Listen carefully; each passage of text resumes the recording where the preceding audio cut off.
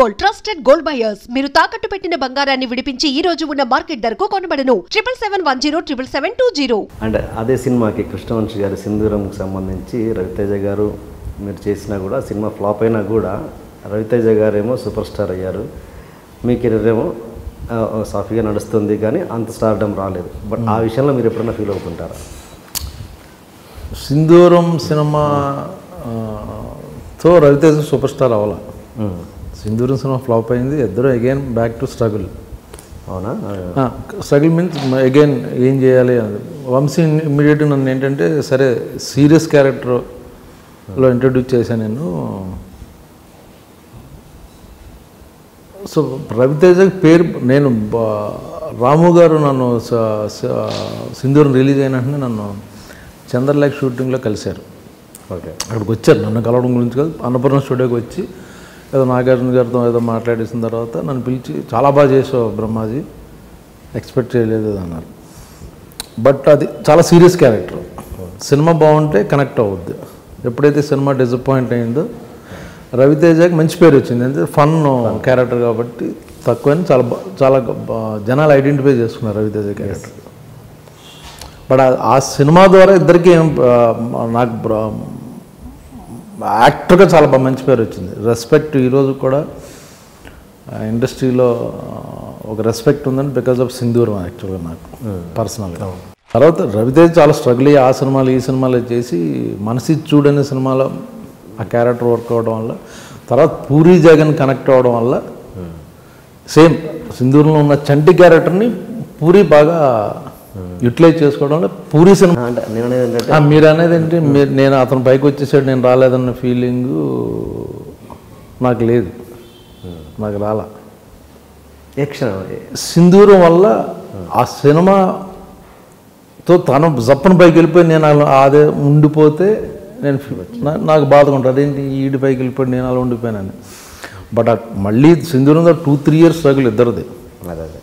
తర్వాత పూరి జగన్ తో కనెక్ట్ అవ్వడం, తను వేరే లెవెల్లో స్టార్ అయ్యాడు. అంటే తర్వాత అయినా కూడా జర్నీ ఒకేసారి స్టార్ట్ అయింది కదా. ఓకే, రవితేజని వదిలిపెట్టండి, మిగతా క్యారెక్టర్ మన తర్వాత వచ్చిన వాళ్ళు మన పైకి వెళ్ళిపోయినా ఇక్కడే మానవ సహజం కదా, మీరని కాదు మామూలుగా మానవ సహజం. అంటే తర్వాత మనది ఇంకా బ్రేక్ రావట్లేదు, సరైన బ్రేక్ అన్నది ఫీలింగ్ ఎప్పుడు రాలేదా మీకు? లేదండి యాక్చువల్గా నాకు, ఎందుకంటే నేను హీరో అయిపోతే నేను ఇండస్ట్రీకి రాలేదు ఫస్ట్ ఆఫ్ ఆల్. ఓకే, పెద్ద స్టార్ అయిపోదాం ఆ ఆశలు లేవు ఫస్ట్ నుంచి. సో ఆ డిసప్పాయింట్మెంట్ నాకు అంతగా లేదు, ఒక 5% ఉంటుంది. ఇది రవితేజ పైకి వచ్చేసాడన్న బాధ కాదు, నేను కూడా వస్తే బాగుండనే ఫీలింగ్ తప్పించి, నేను కూడా బెటర్గా చేస్తా అన్న ఫీలింగ్ తప్పించి, రవితేజ వెళ్ళిపోయాడు కాబట్టి తను కంపేర్ చేసుకుని నేను కూడా అయిపోవాలన్న ఆ ట్రాక్లో ఎప్పుడు లేను నేను. ఎలా ఉంటుందండి మీ ఇద్దరి మధ్య రిలేషన్? అందుకే ఆ రిలేషన్ వల్ల నాకు ఆ ఫీలింగ్ లేదు. స్ట్రగ్లింగ్ డేస్ నుంచి మేము ఇద్దరం కలిసి ఉండేవాళ్ళం. సింధూరు ఈవెన్ యాక్చువల్ నిన్నే పిల్లాడితాకి రవి యాక్టర్గా ఇంకా ట్రై చేయడం మానేసి నేను పనికిరాను అని అందరూ చాలామంది చెప్పారు. అతను పనికిరాడు, ఎందుకు నువ్వు వేరే లైన్లో ట్రై చేయాలంటే తను అసిస్టెంట్ డైరెక్టర్గా అయ్యి నిన్నే పిల్లాడితాకి అసిస్టెంట్ డైరెక్టర్. ఆ టైంలో తను కొంచెం ఇమిటేషన్ బాగా చేసేవాడు యాక్చువల్గా. అనిల్ కపూర్ వాక్ కానీ రెగ్యులర్ మిమిక్రీ చేసేవాడు కాకుండా యాక్చువల్గా అతను చూసి యాక్టర్ని చూసి అలా బిహేవ్ చేయడం అన్నది తను బాగా చేసేవాడు. ఆ టైంలో నేను లంచ్ టైంలో చూసేవాడిని. ఒకరోజు నేను చేయమని చెప్పాను నాగార్జున తప్పు వాళ్ళ ముందు, తను అమ్మ వద్దు అంటే నేను పుష్ చేసేవాడిని, సరే చెయ్యి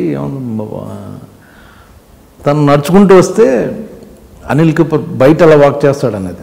ఓకే, తప్పు కింద పడిపోయింది చైర్లోంచి, నవ్వేసి అంత బాగా చేశాడు అన్నమాట. ఆ టైంలో అతను చూసి మన వంశీ గారు ఒక కన్ను ఉంటుంది అన్నమాట, చూస్తుంటాడు అందరిని, ఈయన యాక్టర్ చేయొచ్చు అన్న ఫీలింగ్ వచ్చి, సో కామెడీ ఫన్ గురించి ఒక క్యారెక్టర్ రాశాడు అన్నమాట. అది కానీ నిజంగా మరి అంటే ఆ టైంలో కృష్ణవంశీ గారు చేసింది నిజంగా గట్సీ ఎవరు చేయరండి. అప్పుడు నిన్నే పిల్లాడితే బ్లాక్ బస్టర్ అయిపోయిన తర్వాత ఇంక వేరే రేంజ్లో చేద్దాం అనుకుంటారు. కానీ అంటే నాకు మాట ఇచ్చాడు వంశీ, అలా అంటే నిన్నే పిల్లాడితే షూటింగ్ జరుగుతున్నప్పుడు అన్నాడు, ఈ సినిమా సూపర్ డూపర్ హిట్ అవ్వాలి, నువ్వు దేవుడిని కోరుకో, ఆ సినిమా సూపర్ డూపర్ హిట్ అయితే నేను నిన్ను హీరోగా పెట్టి సినిమా ఊరికన్నా నిజంగా చెప్తున్నాను, నిన్ను రుణం తీర్చుకోవాలన్నాడు. రుణం ఏంటి, నువ్వు గులాబీ ఇచ్చావు నాకు, నిన్నే పిల్లాడితో ఇచ్చావు. యాక్చువల్ నాకు తెలియకుండా చేసిన చిన్న పని అది. ఏది? కృష్ణవంశీ బాగా స్ట్రగుల్ అవుతున్న రోజుల్లో, నేను కూడా స్ట్రగుల్ అవుతున్నా, నాకు ఇంటి దగ్గర డబ్బులు వచ్చాయి, మా ఫాదర్ పంపించారు. వంశీ తీసుకోవాలి ఇంట్లో డబ్బులు, కానీ ఇంట్లో వాళ్ళతో వచ్చాడు అంతే. తను బాగా చదువుకున్నాడు, ఎంఏ అది, బట్ ఒక డైరెక్టర్ అవ్వాలని దాంతో వచ్చాడు. డబ్బులు తీసుకున్న తను కలిసిన రోజున రెండోసారి మాటల్లో నైట్ 8:30 అయింది. నాకు అక్కడ పాండి బజార్లో ఒక చిన్న హోటల్లో మంత్లీ టికెట్ ఉండేది. ఆ టైంకి మాట్లాడుతూ సుప్రియ మెస్ అనేది మాట్లాడుతూ, వంశీరా సార్ భోజనం చేద్దాం, టైం అయింది, నేను తినాలి, నా పక్కన ఉన్నాడు సార్ రా అని తీసుకెళ్ళా. భోజనం చేసి యాక్చువల్గా అది విధి ఏదో అంటారు చూడండి, ఆ టైంకి తనకు భోజనం చేసి 2 days అయిందండి కృష్ణవంశీ భోజనం చేసి. ఇంకా నెక్స్ట్ డే మార్నింగ్ కుదరట్లేదు, ఇంక వెళ్ళిపోదాం ఇంటికని డిసైడ్ అయ్యాడు.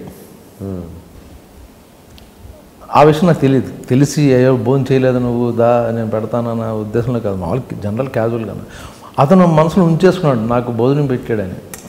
గ్రేట్. సో దాని గురించి నాతో అంత పెద్ద సినిమా తీసాడు అది. గ్రేట్. అంటే తర్వాత మీరు రెగ్యులర్గా అంటే ఓకే ఆ రోజంటే తినిపించారు, మరి తర్వాత ఇలా కంటిన్యూ అయ్యారైనా? వెంటనే శివ సినిమా ఆఫర్ వచ్చేసింది దానికి, శివనాగేశ్వరరావు గారు రమ్మని. సో వర్క్ దొరికిపోయింది వెంటనే, ఇమ్మీడియట్గా ఇంచుమించుగా అదే వీక్లో సంథింగ్. Okay okay. ఇది ఎప్పుడు షేర్ చేసుకున్నారు మీతో? నేను 2 రోజుల నుంచి ఆకలితో ఉన్నాను అన్న. నాకు తెలియదు, తను ఎప్పుడో తర్వాత ఇంటర్వ్యూస్లోనే, తర్వాత ఎప్పుడో డైరెక్టర్ అయ్యాక అప్పుడు చెప్పడం మొదలెట్టాడు తను. అప్పుడు ఏంటి మీ ఎక్స్ప్రెషన్ ఆయనతో?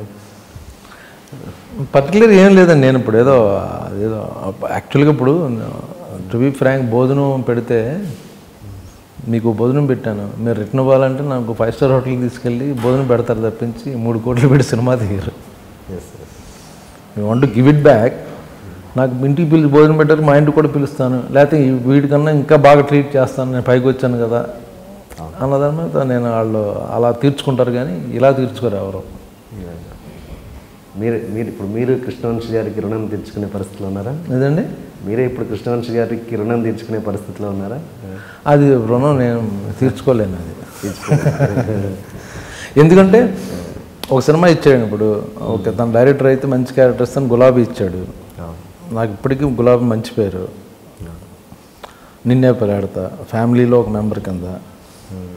బేదర్ సీన్ బాగా పాపులర్ నిన్నే పిల్లాడతాలో.